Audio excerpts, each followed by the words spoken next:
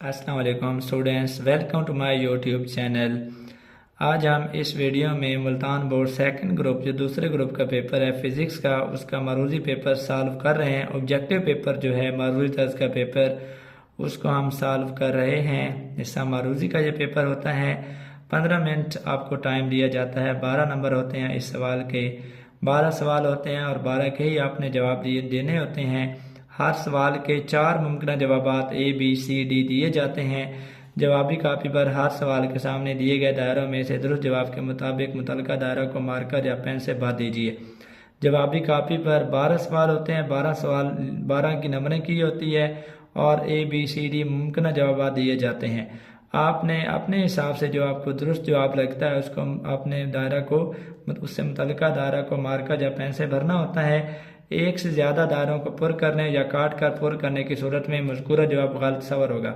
अगर आप एक से ज़्यादा दायरों को पुर करेंगे या काट कर पुर करेंगे तो आपका जवाब गलत सवर होगा। लिहाजा एहतियात से आपने फिलिंग करनी है और सिर्फ वही जवाब वही दायरा फिल करना है जो दुरुस्त है। उसके बाद ना तो आप काट कर पुर कर सकते हैं, ना एक से ज़्यादा दायरों को पुर कर सकते हैं। ऐसी सूरत में आपका जवाब गलत तस्वर होगा, आपको नंबर नहीं दिया जाएगा। दायरों को, हाँ एक और बात भी है, दायरों को पुर ना करने की सूरत में कोई नंबर नहीं दिया जाएगा। अगर आप दायरे नहीं पुर करते और सिर्फ मरूज़ी पेपर के ऊपर निशान लगा लेते हैं तो इससे भी आपको कोई नंबर नहीं दिया जाएगा। मरूज़ी के पेपर के ऊपर बच्चे निशानात लगा लेते हैं, मरूज़ी पे आपने निशान नहीं लगाने, उससे आपने पढ़ना है। पढ़ के आपने जो जवाबी कापी दी जाएगी उसके ऊपर आपने मुतलका जो भी जवाब होगा उसको आपने दायरा से मार्कर से या पेन से भर देना है। और सवालिया पर्चा के ऊपर अपने सवालात भी हरगिज़ हल नहीं करने। यानी अगर आपने कोई मरूज़ी वाला सॉल्व करनी है, कोई सॉल्यूशन वाला सवाल अगर आ जाता है तो उसको आप जवाबी कापी की एक तरफ आप सॉल्व कर सकते हो। आपने मरूज़ी पेपर के ऊपर इसको मरूज़ी को हल नहीं करना। पहला सवाल है, लॉन्गिट्यूडिनल वेव की मिसाल है साउंड वेव्स, रोशनी की वेव, रेडियो वेव्स, पानी की वेव्स। तो साउंड वेव्स जो है ना ये लॉन्गिट्यूडिनल वेव्स होती हैं। ए ऑप्शन दुरुस्त है।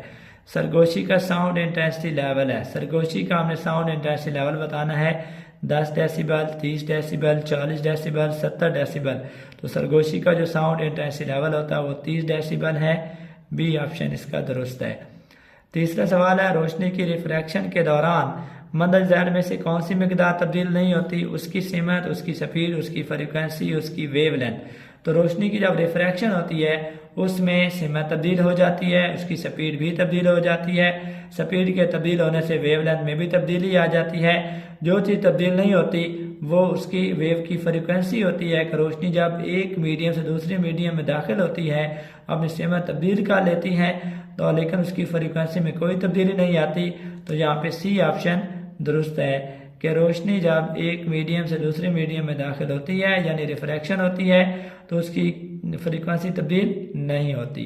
सवाल नंबर 4 है, हवा के रिफ्रैक्टिव इंडेक्स की कीमत बतानी है आपने। 2 है, 3 है, 1 है या 4 है। तो हवा का रिफ्रैक्टिव इंडेक्स 1 होता है। सी ऑप्शन इसका दुरुस्त है। 5वां सवाल है, एक पॉजिटिव इलेक्ट्रिक चार्ज दूसरे पॉजिटिव चार्ज को कशिश करता है, पॉजिटिव चार्ज को दफा करता है, न्यूट्रल चार्ज को कशिश करता है, न्यूट्रल चार्ज को दफा करता है। तो एक पॉजिटिव इलेक्ट्रिक चार्ज दूसरे पॉजिटिव चार्ज को दफा करता है, नेगेटिव चार्ज को वो कशिश करता है, पॉजिटिव चार्ज को दफा करता है। इसका बी ऑप्शन दुरुस्त है। छठा सवाल है, कंडक्टर में इलेक्ट्रिक करंट के बहाव की वजह है, कंडक्टर में जो करंट बहता है बहाव की वजह आपने बतानी है। Positive ions, negative ions, positive charges, आज़ाद इलेक्ट्रॉन्स। तो कंडक्टर में जो करंट बहता है, करंट के इलेक्ट्रिक करंट के जो बहाव की वजह है वो आज़ाद इलेक्ट्रॉन्स होते हैं। डी ऑप्शन इसका दुरुस्त है। 7वां सवाल है, मैग्नेटिक पोल्स के मुतालिक कौन सा बयान दुरुस्त है? मुखालिफ पोल्स दफा करते हैं, एक जैसे पोल्स कशिश करते हैं, मैग्नेटिक पोल एक दूसरे पर असरअंदाज नहीं होते, अकेला मैग्नेटिक पोल अपना वजूद बरकरार नहीं रख सकता। ये वाला बयान मैग्नेटिक पोल्स के बारे में दुरुस्त है कि अकेला मैग्नेटिक पोल अपना वजूद बरकरार नहीं रख सकता। अगर आप किसी मैग्नेट को 2 हिस्सों में अगर तकसीम भी कर देते हैं तो जो साउथ पोल होगा वो अपना नॉर्थ क्रिएट कर लेगा, जो नॉर्थ पोल होगा वो अपना साउथ क्रिएट कर लेगा, अकेला मैग्नेटिक पोल नहीं रह सकता। 8वां सवाल है, ऐसा तरीकाकार जिसमें मेटल की गर्म सतह से इलेक्ट्रॉन खारिज हो कहलाता है। मेटल की गर्म सतह से इलेक्ट्रॉन का खारिज होना क्या कहलाता है? Boiling, evaporation, conduction, thermionic emission. तो वो तरीक़ाकार जिसमें मेटल की गर्म सतह से इलेक्ट्रॉन खारिज होते हैं उसे थर्मियानिक एमिशन कहा जाता है। डी ऑप्शन दुरुस्त है। सवाल नंबर 9 है, कंप्यूटर टर्मिनोलॉजी में इंफॉर्मेशन का मतलब है कि कंप्यूटर की ज़बान में इंफॉर्मेशन किसे कहते हैं? कोई भी डाटा, फालतू डाटा, प्रोसेस्ड डाटा, ज़्यादा डाटा। तो कंप्यूटर की ज़बान में इंफॉर्मेशन का मतलब होता है प्रोसेस्ड डाटा। सी ऑप्शन दुरुस्त है। प्रोसेस्ड डाटा को इंफॉर्मेशन कहते हैं। 10वां सवाल है, आइसोटोप्स एक ही एलिमेंट के ऐसे एटम्स होते हैं जिनका मुख्तलिफ होता है। आइसोटोप्स के बारे में हमने बताना है कि उनकी क्या चीज़ मुख्तलिफ होती है? Atomic mass, atomic number, protons की तादाद, इलेक्ट्रॉन्स की तादाद। आइसोटोप्स किसी एलिमेंट के ऐसे एटम्स होते हैं जिनका एटॉमिक मास मुख्तलिफ होता है। ए ऑप्शन दुरुस्त है। 11वां सवाल है, अगर किसी पेंडुलम की गोली का मास 3 गुना कर दिया जाए तो उस पेंडुलम की मोशन का पीरियड कितना हो जाएगा? ए ऑप्शन है 2 गुना बढ़ जाएगा, बी ऑप्शन है कोई फर्क नहीं पड़ेगा, सी ऑप्शन है 2 गुना कम हो जाएगा, डी ऑप्शन है 4 गुना कम हो जाएगा। तो सादा पेंडुलम जो है उसके टाइम पीरियड का फार्मूला होता है टी बराबर है 2 पाई एल तकसीम जी स्क्वायर रूट। इस फार्मूले में अगर हम देखें तो कहीं हमें मास नज़र नहीं आ रहा, मास से मतलब कोई टर्म नज़र नहीं आ रही, लिहाजा जो टाइम पीरियड होता है सिंपल पेंडुलम को वो मास पे डिपेंड नहीं करता। तो ज़्यादा यहाँ पे जवाब होगा कि पेंडुलम की मोशन का पीरियड पे कोई फर्क नहीं पड़ेगा। सी ऑप्शन दुरुस्त है।